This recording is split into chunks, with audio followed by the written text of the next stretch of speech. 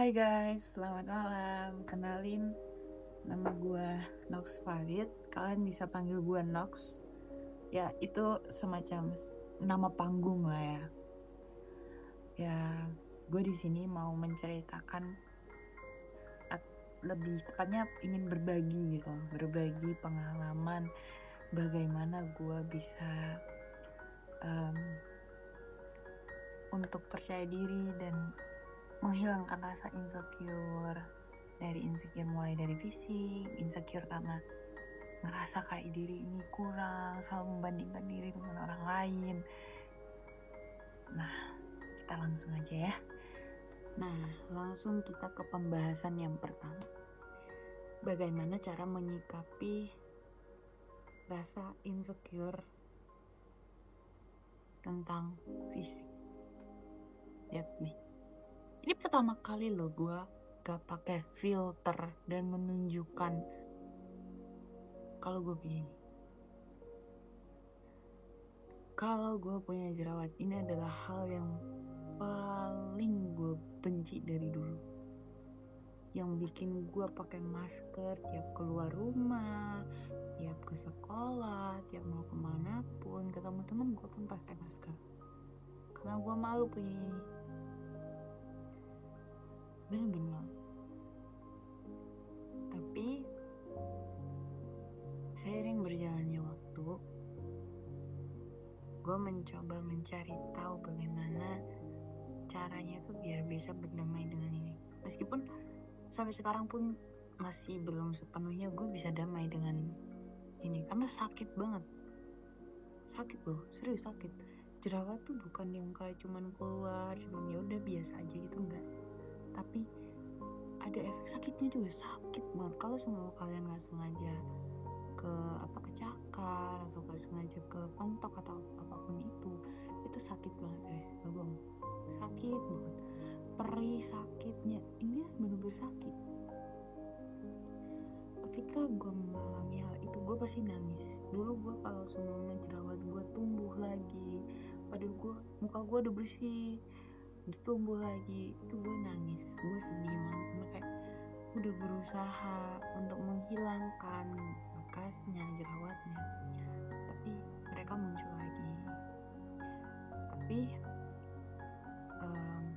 sekitar kelas berapa ya, kelas 11 atau kelas 12 itu banyak banget ketika gue pas lagi insecure-nya, tiba-tiba lewat tuh konten orang ngejelasin kalau jerawat itu hal yang biasa, itu lumrah, karena itu tuh hormon, itu normal gitu. Itu bukan suatu hal yang najis kok. Kalau orang lain ngelihat ada orang punya jerawat, terus orangnya kayak, di kalau jerawatan sih, kalau gini sih, lu gak bisa begini ya, lu gak pernah rawat diri ya.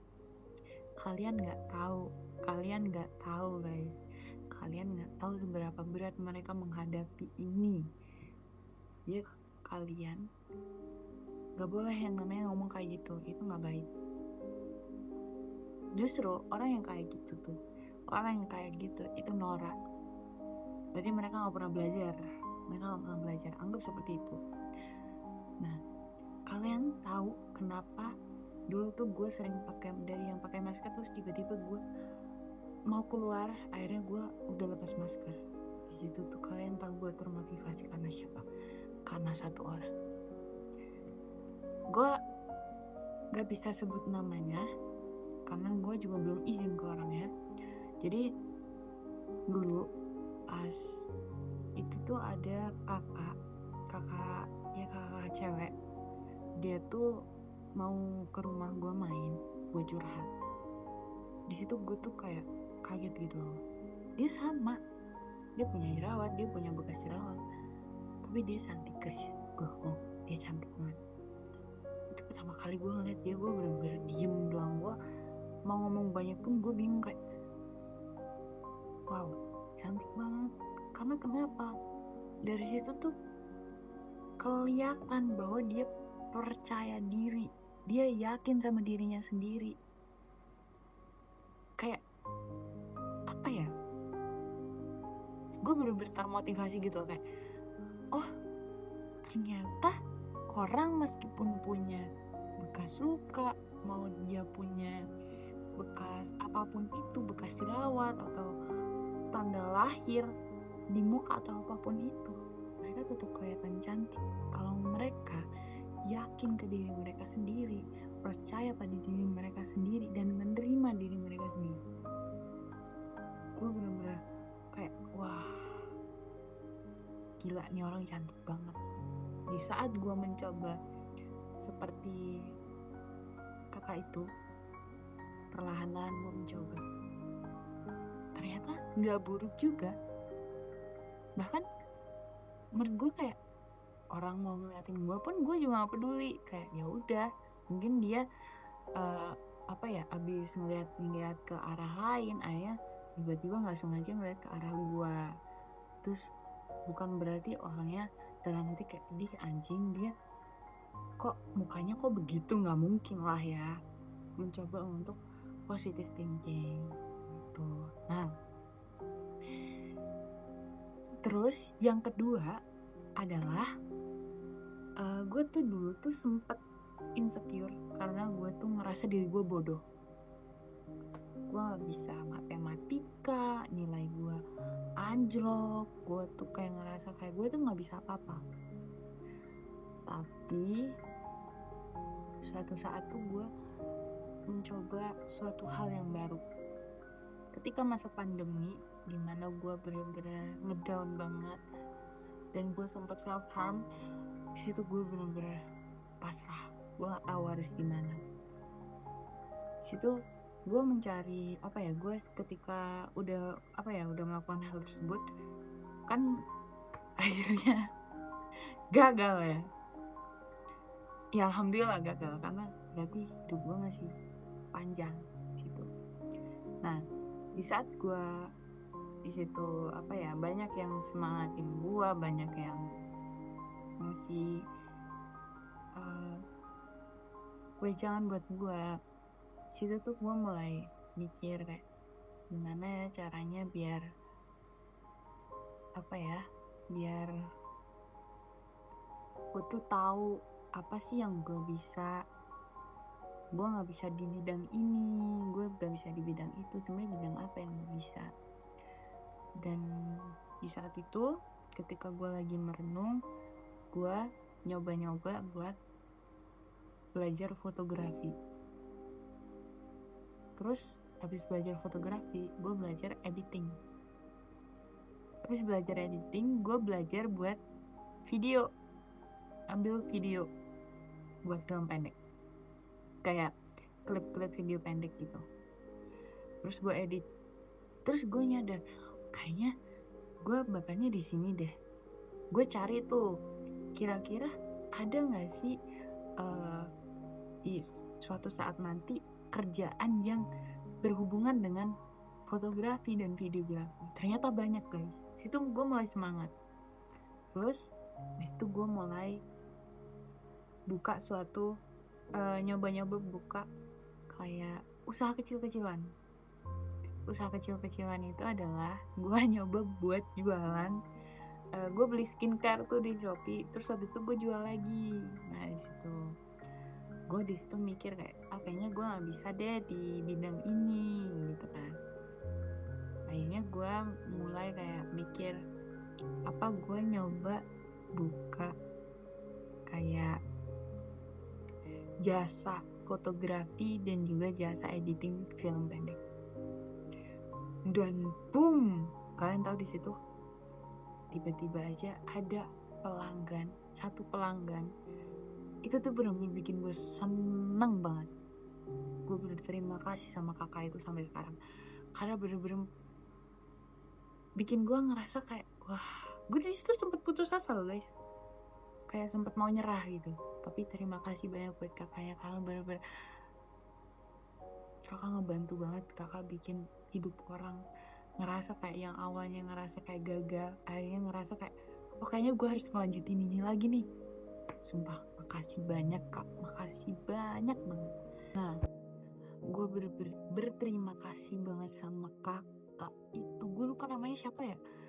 pokoknya gue bener-bener berterima kasih karena kenapa, di saat gue bener-bener ngerasa kayak putus asa, gue merasa kayak gagal, tiba-tiba aja ada yang WA gue, "Kak, minta tolong dong editing," gitu. "Minta tolong dong, kakak masih buka nggak jasanya?" Gue seneng banget dong, akhirnya gue kerjain.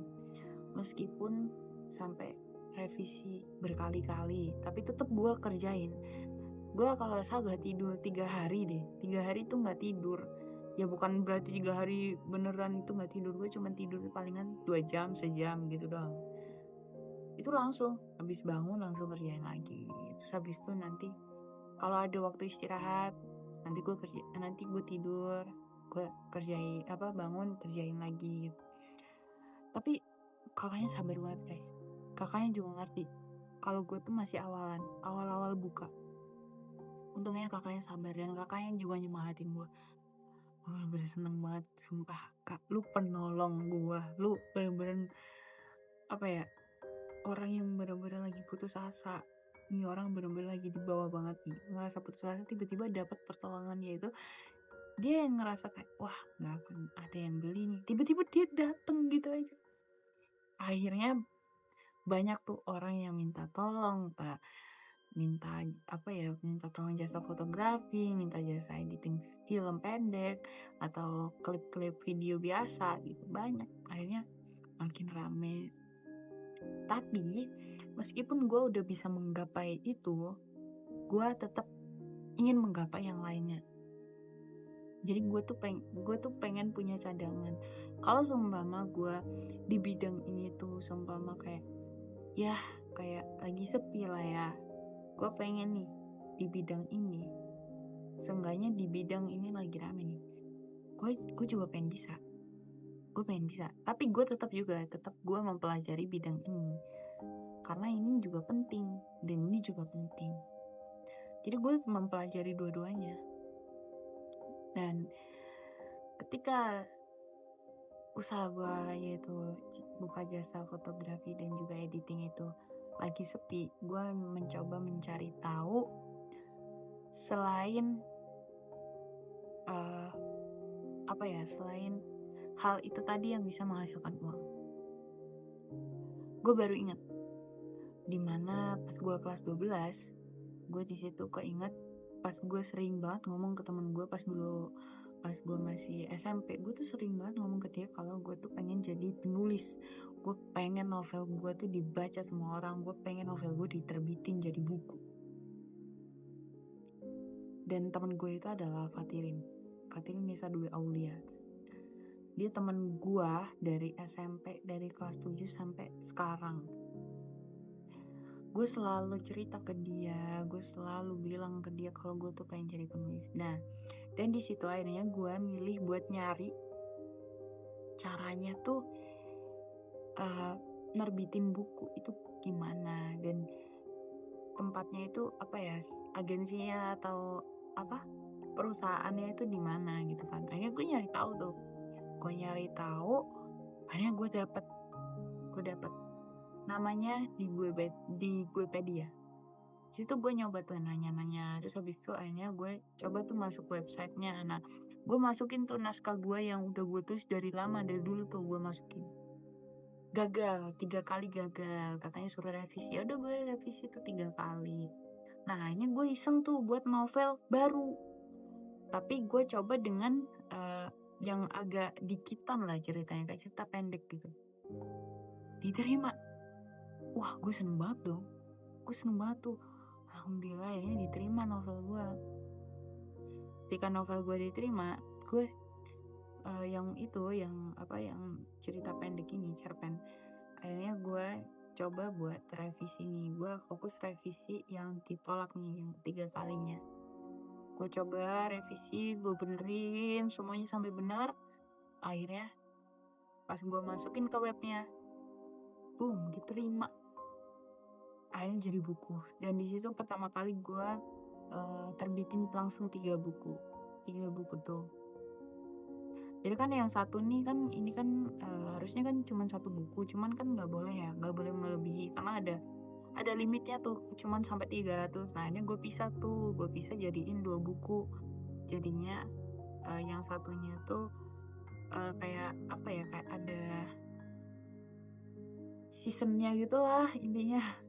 Jadi akhirnya di situ gue punya 3 buku tuh. Yang pertama Falling Out of Love, terus habis itu Can We Go Back, terus habis itu The Unspoken Promise. Nah, terus gue nyoba nulis lagi.